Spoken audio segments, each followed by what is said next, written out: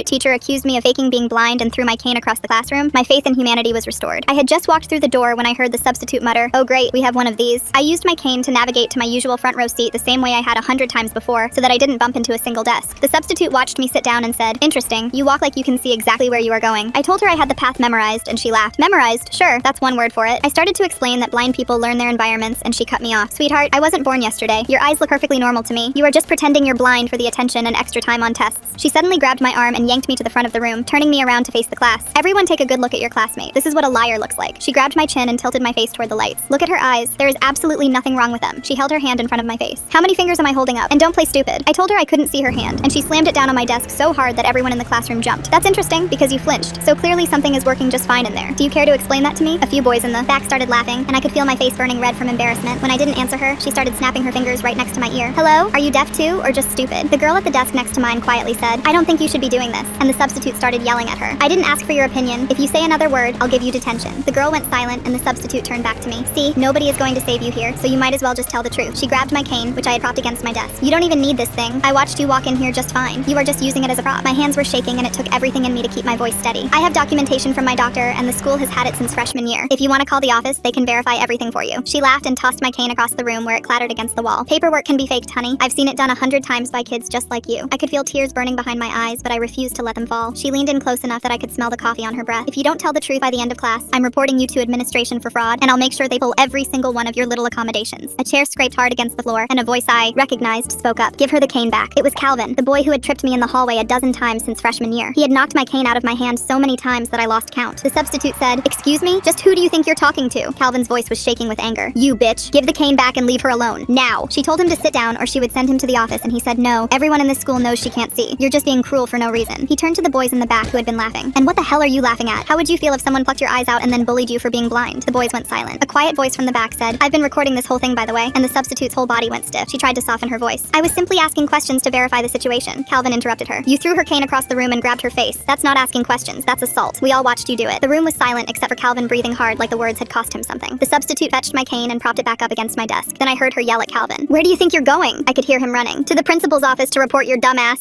When a